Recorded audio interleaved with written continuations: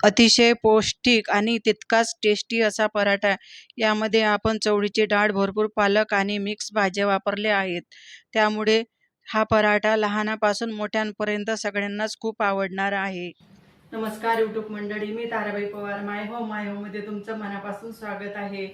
तर चला, तर ही घेतली पालक, टमाटर, गाजर, काकडी आणि लसणाच्या पाकळ्या छान स्वच्छ पाण्याने धुवून घेतले. हे घेतली चवळीची डाळ. डाळ 2-3 तास भिजत ठेवली होती. ह्या लसणाच्या पाकळ्या आणि मिरच्या, तुम्ही हिरव्या मिरची पण घालू शकता, आणि कोथिंबीर बारीक जारभरण मिक्सरमध्ये बारीक करून घेतलंय. तर याच्यामध्ये घालूयात आपण भाज्या, कापलेल्या भाज्या ह्या घालून घेऊया सर्व भाज्या. याच्यामध्ये भाज्याच भरपूर लागतात. खूप प्रमाणामध्ये भाज्या घ्यायच्या. तर हे पौष्टिक पराठा आहे. तर हे ज्वारीचं पीठ आहे 1 वाटी.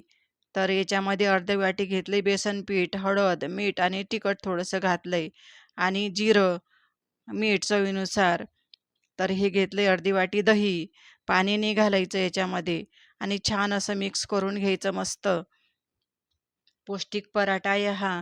तुम्ही कुठल्या पण भाज्या याच्यामध्ये घालू शकतात. भाज्या कुठल्याही घातल्या तरी पराठा छान होतो, हा बनतो. आता मका तर निघालेलंच आहे, मका पण घालू शकता. तर मुलांना तर खूपच आवडतो असा पराठा हा. तर हे ओलं कापड करून घेतलंय आणि थोडं पाणी शिंपडलंय, आणि त्याच्यावरच थालीपीठासारखं थापायचा हा पराठा. पण थालीपीठ नाही आहे, पण हा पराठा आहे, पौष्टिक पराठा. तर असं थापून घ्यायचं कपड्यावर, आणि असंच खालून हात ठेवायचा आणि कापड उचलायचं, आणि असा घालून घ्यायचा तव्यावर पराठा, आणि तूप थोडंसंच लावायचं. तर हा हेल्दी पराठा आहे. तर असं होल करून घ्यायचे याला, आणि असे छोटे छोटे होल करून घ्यायचे. होल का करायचं, मग पराठा असा पोळीसारखा फुलणार नाही, म्हणून होल करून घ्यायचे. तर हे असं थोडं थोडं तूप घालून घ्यायचं वरून. हेल्दी पराठा. तर हा पराठा तर लहानापासून मोठ्यापर्यंत सर्वांनाच आवडणारा पराठा आहे हा. खूप टेस्टी लागतो हा पराठा, आणि झटपट बनणारा पण आहे. तर हे बघा, मस्त खरपूस भाजलंय आणि चिपकला पण नाही. छान मस्त खरपूस भाजला गेलेला आहे हा पराठा.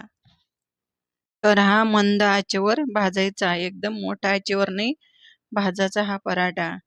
तर हे बघा, खरपूस छान मस्त भाजल्या गेलेला आहे सगळीकडून. असे होल पाडले. तर हे बघा, परत तुम्हाला करून दाखवते. असे होल पाडले तर शिजायला पण पटकन जमतंय हे. कच्चं राहत नाही मध्ये मध्ये.